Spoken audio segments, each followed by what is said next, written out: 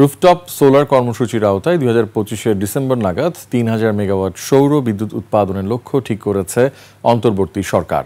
তবে এত কম সময়ে লক্ষ্য অর্জন সম্ভব হবে না বলেই মনে করছেন খাত সংশ্লিষ্টরা। সরকারের এমন উদ্যোগকে সতর্কভাবে স্বাগত জানিয়েছে গবেষণা সংস্থা centre for policy dialogue CPD. Sadat হাবিবি সেতুর রিপোর্ট। শেকড় থেকে শিখরে বিশ্বে বর্তমানে 6 লক্ষ মেগাওয়াট বিদ্যুৎ উৎপাদন হচ্ছে সৌর বিদ্যুতের উপর ভর করে। বিশ্বে মোট বিদ্যুতের প্রায় 4% আসে এই সৌর বিদ্যুৎ থেকে। 2022 সালে সৌর আর বায়ু বিদ্যুৎ থেকে এসেছে মোট উৎপাদিত বিদ্যুতের প্রায় 12%। দেশে সৌর বিদ্যুতের উৎপাদন ক্ষমতা 650.96 মেগাওয়াট। তবে বাংলাদেশে মোট বিদ্যুতের কত ভাগ সৌর বিদ্যুৎ থেকে আসে তার সঠিক পরিমাণ নির্দিষ্টভাবে বলা কঠিন। তবে অন্তর্বর্তী সরকারের লক্ষ্য আগামী ডিসেম্বর নাগাদ এই খাত থেকে 3000 মেগাওয়াট বিদ্যুৎ উৎপাদনের, যার গোটাটাই আসবে বাসাবাড়ি, সরকারি আর বেসরকারি ভবনের ছাদ থেকে।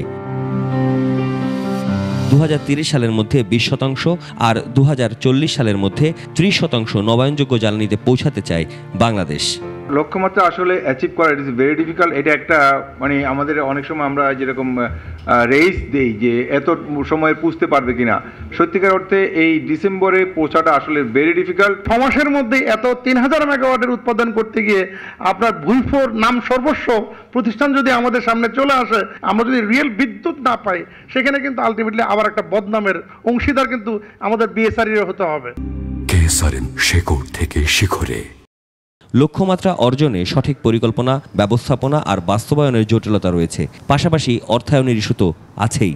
কারণ এক্সিস্টিং যে আমার 1000 কোটি টাকার রিফাইন স্কিমটা আছে, তার মধ্যে সুন্দর করে কে নিতে পারবে, কত পার্সেন্ট তার ব্যাংক ফাইন্যান্স হবে, রিফাইন্যান্স কত হবে, তার টেনারটা কি, এভরিথিং ইজ দেয়ার। বিগত সরকারের সেই কর্মসূচির সময় কিন্তু দেখা গিয়েছে বিভিন্নভাবে এই কর্মসূচির সুবিধাভোগী অনেকে হয়েছে। আমরা মনে করি যে সে ধরনের একটি জায়গাতে যাতে এই কর্মসূচিকে না পর্যবসিত হতে হয়, সেজন্য শুরু থেকেই আমাদেরকে সতর্ক থাকা দরকার।